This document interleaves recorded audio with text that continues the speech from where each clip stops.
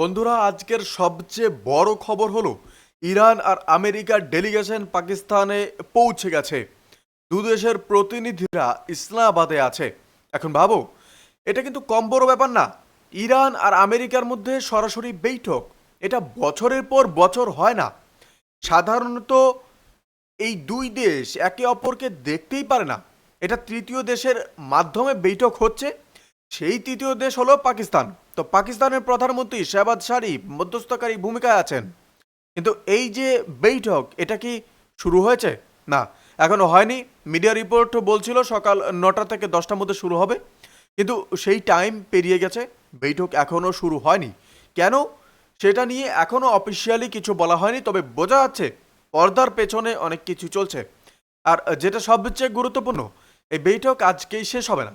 পাকিস্তানের প্রধানমন্ত্রী শাহবাজ শরীফ নিজে আমেরিকার ভাইস প্রেসিডেন্ট জেডি ভ্যান্সকে বলেছেন যে ভাই, তুমি পাকিস্তানি থাকো, 2-3 দিন এখানে থেকেই মিটিং করো, কোনো একটা রেজাল্ট পৌঁছাও।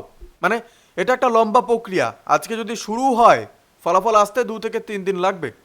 এটা স্বাভাবিকও বটে। ভাবো, একদিকে আমেরিকার অনেকগুলো শর্ত, অন্যদিকে ইরানের অনেকগুলো শর্ত। দুটো দেশ এতদিন ধরে একে অপরের বিরুদ্ধে লড়ে আসছে, তারা হঠাৎ করে এক টেবিলে বসে এক রাতেই সব মিটিয়ে ফেলবে? না বন্ধুরা, সেটা হবেই না। আর সবচেয়ে আসি বড় প্রশ্নে, কেন এই বৈঠক দেরি হচ্ছে? এটা নিয়ে আমার একটা স্পষ্ট ধারণা আছে।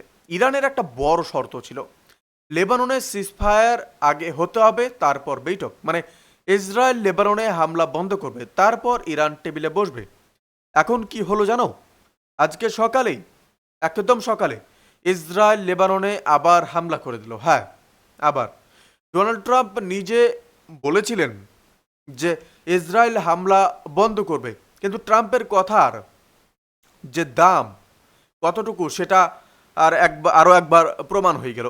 ইসরায়েল আজকে লেবাননের ওপর আবার হামলা করেছে, সেখানে বেশ কয়েকজন মানুষ মারা গেছে, অনেকজন আহত হয়েছেন। এখন ইরান বলছে, দেখো, আমাদের শর্ত ছিল লেবাননের সিজফায়ার, সেটা হয়নি, তাহলে আমরা বৈঠকে বসবো কিভাবে? ইরানের প্রতিনিধিরা পাকিস্তানে পৌঁছে গেছে ঠিকই, কিন্তু তাদের শর্ত না মানলে তারা বসবে না। মানে পাকিস্তান থেকে একেবারে ফিরে আসবে, আমেরিকার সাথে কথাই বলবে না। তবে একটা ছোট্ট আপডেট এসেছে দক্ষিণ আফ্রিকা ইরানের দূতাবাস থেকে। একটা টুইট করা হয়েছে কিছুক্ষণ আগে। সেই টুইটে বলা হয়েছে যে কিছু শর্ত মেনে নেওয়া হয়েছে। কোন কোন শর্ত, সেটা এখনো বিস্তারিত জানা যায়নি। বৈঠকের পরেই সব কনফার্ম হবে। কিন্তু এতটুকু বোঝা গেল যে একেবারে থেমে নেই, পেছনে কোথাও একটা আলোচনা চলছে। আসি সবচেয়ে ট্রাম্পের কথায়। ট্রাম্প আজকে সাংবাদিকদের সাথে কথা বললেন।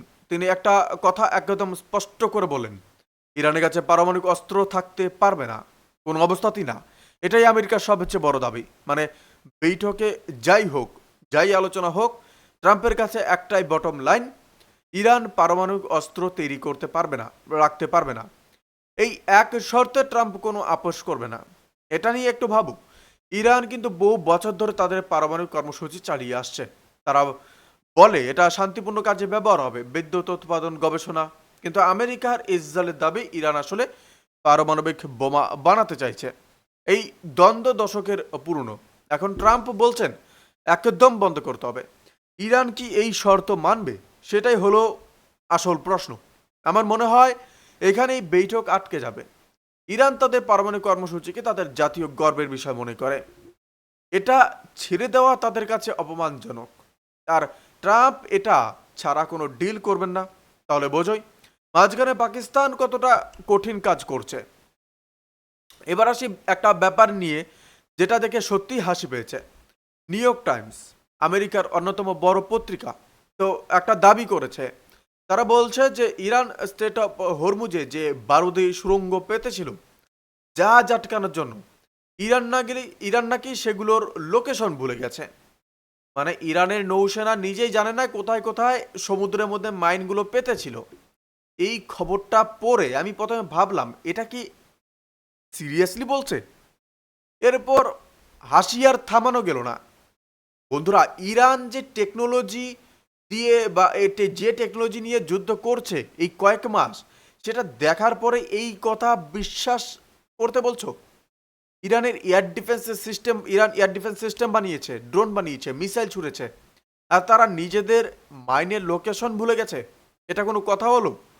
ট্রাম্প অবশ্য বললেন স্ট্রেট অফ হরমুজ নিয়ে, বললেন আজ না হোক কাল খুলবেই, ইরানের পুরো সেনাবাহিনীকে শেষ করে দিয়েছি, সরকার পাল্টে দিয়েছি, তাই ইরানের আর বেশি কিছু করার নেই, স্ট্রেট অফ হরমুজ আপনা আপনি খুলে যাবে। আর সেই স্ট্রেট দিয়ে আমেরিকার জাহাজ তো যায়ও না, যেসব দেশে জাহাজ যায় তারা নিজেরাই খুলিয়ে নেবে। এটা শুনে একটু মাথায় ঘুরছে। মানে ট্রাম্প বলছেন ইরানের সব শেষ হয়ে গেছে, তাহলে বৈঠক কেন করছেন? শেষ হয়ে গেলে তো আর বৈঠকের দরকার নেই। তাহলে আসলে এটাই হলো আমেরিকার দ্বিমুখী নীতি বলতে পারেন। একদিকে বলছে ইরান দুর্বল হয়ে গেছে, অন্যদিকে বৈঠকে বসছে। মানে পুরো ব্যাপারটা একটু জটিল। আর ওই নিউ ইয়র্ক টাইমসের খবর নিয়ে আমাদের দেশের কিছু মিডিয়া ব্রেকিং নিউজ চালাচ্ছে, ইরান নিজের পাতা ফাঁদে নিজেই আটকে গেছে, এই ধরনের জিনিস। এটা দেখলেও হাসি পায়। তোমরা বুঝে দেখো, ইরান কি সত্যি এতটা বোকা? না, হয়তো ইরান ইচ্ছে করেই একটা অনিশ্চয়তা তৈরি করে রেখেছে। মানে ওরা আহ, ভেবে বলেইতে পারে, দেখো কোথায় কোথায় মাইন আছে আমরা নিশ্চিত না, তোমরা যদি সেদিক দিয়ে যেতে চাও রিস্কটা তোমাদের। এটা একটা কৌশলও হতে পারে। এবার একটু থামি, দেখুন একটা দুঃখের খবর দিতে হবে। গাজা থেকে বন্ধুরা খবর আসছে আজকে ইসরায়েল গাজায় আবার হামলা শুরু করছে। আল জাজিরা রিপোর্ট করেছে যে সেন্ট্রাল গাজার আল বুরেজ শিবিরে ইসরায়েলি বিমান হামলা 6 জন ফিলিস্তিনি মারা গেছেন, আরও অনেক আহত। এই আল বুরেজ এখানে কারা থাকে বলতো? সাধারণ মানুষ যাদের ঘর বাড়ি আগের হামলায় শেষ হয়ে গেছে, তারা এখন শিবিরে বা ক্যাম্পে থাকছে। সেই ক্যাম্পেও হামলা হলো। এই মানুষগুলো কোথায় যাবে? আমি কয়েকদিন আগেও আপনাদেরকে বলেছিলাম যে ইসরায়েল গাজায় আবার হামলা শুরু করবে, আর সেটাই হলো। এখন থেকে প্রতিদিনই এই খবর আসতে থাকবে। এটা থামার নাম করছে না। একদিকে পাকিস্তানে শান্তি বৈঠক হচ্ছে, অন্যদিকে ওদিকে রক্ত ঝরছে। এই যে বেইপরীত্য, এটাই আজকে পৃথিবীর সবচেয়ে বড় বলতে পারেন যে ট্র্যাজেডি। বন্ধুরা চীনের ব্যাপারটা নিয়েও একটু আসি। একটা বড় আপডেট আসছে, আমেরিকার গোয়েন্দা সংস্থা দাবি করছে চীন ইরানকে একটা নতুন এয়ার ডিফেন্স সিস্টেম দিতে চলেছে, কাঁধে রেখে ছোড়ার এক ধরনের মিসাইল সিস্টেম। কিন্তু সেটা সরাসরি দেবে না, তৃতীয় একটা দেশের মাধ্যমে পাঠাবে। মানে চীন প্রথমে অন্য কাউকে দেবে, তারপর সেই দেশ থেকে কোনো একটা বাহানায় সেই সিস্টেম ইরানের কাছে পৌঁছে যাবে। এটা শুনলে চীনের স্মার্টনেস বোঝা যায়। সরাসরি ইরানকে অস্ত্র দিলে আন্তর্জাতিক চাপ আসবে, আমেরিকার সাথে সম্পর্ক আরও খারাপ হবে, তাই ঘুর পথে। অবশ্য ইরানে চীনের দূতাবাসের রাষ্ট্রদূত এই দাবি পুরোপুরি উড়িয়ে দিয়েছেন, বলেছেন যুদ্ধের সময় আমরা কোনো দেশকে অস্ত্র দেইনি, ভবিষ্যতেও দেব না। এটা প্রত্যাশিতই ছিল, চীন কখনো প্রকাশ্যে স্বীকার করবে না। কিন্তু চীন যে ইরানের পাশে আছে সেটা বোঝার জন্য বিশেষজ্ঞ হতে হয় না। ওয়াল স্ট্রিট জার্নালে একটা রিপোর্ট এসেছে, সেখানে বলা হচ্ছে একদিকে পাকিস্তানের সিজফায়ার বৈঠক চলছে, অন্যদিকে আমেরিকার মিডল ইস্টে আরও 2000 সৈন্য এবং কিছু যুদ্ধ বিমান পাঠাচ্ছে। বুঝলে না? একদিকে শান্তির কথা, অন্যদিকে যুদ্ধের প্রস্তুতি। এটা আমেরিকার চিরকালেরই কৌশল, টেবিলে বসে কথা বলা, কিন্তু টেবিলের নিচে পা দিয়ে চাপ দিতে থাকো। মিডল ইস্টে 2000 বাড়তি সৈন্য কেন? এটা কি ভ্রমণে গেছে? না, এটা স্পষ্ট বার্তা, ইরান যদি বৈঠকে না বসে বা কোনো ডিল না করে আমরা তৈরি আছি। একটা সত্যি কথা বলি, আমার ব্যক্তিগত মতামত জিজ্ঞেস করলে না, আমি মনে করি না বৈঠক থেকে কোনো বড় ফলাফল আসবে। কারণটা সহজ, আমেরিকার ইরানের মধ্যে বহু বছরের অবিশ্বাস। 2015 সালে জেসিপিওএ একটা চুক্তি হয়েছিল, তো ট্রাম্প নিজেই সেটা ভেঙে দিয়েছিলেন প্রথমবার ক্ষমতায় এসে। এখন আবার ট্রাম্প আবার ডিল করার চেষ্টা করছে, তো ইরান কি এবার বিশ্বাস করবে এবং পারমাণবিক কর্মসূচি ছেড়ে দেবে এত সহজে? আমার মনে হয় না। তবে পাকিস্তান চাইছে মধ্যস্থতা করতে, শাহবাজ শরীফ আন্তরিকভাবে চেষ্টা করছেন। পাকিস্তান নিজেও চাইছে মিডল ইস্টে শান্তি আসুক, কারণ এই অস্থিরতার প্রভাব তাদের অর্থনীতিতেও পড়ছে। দেখা যাক শাহবাজ শরীফ কতটা কাজ করতে পারেন। আর বন্ধুরা আজকের জন্য আমি এতটুকুই রাখছি, ছোট করে শেষ করছি। আপনারা কোথা থেকে দেখছেন আপডেটগুলি অবশ্যই আমাদের কমেন্ট করে জানান। ভালো থাকবেন, সুস্থ থাকবেন, ধন্যবাদ। দেখা হচ্ছে নতুন কোনো ভিডিওতে বা লাইভ স্ট্রিমে।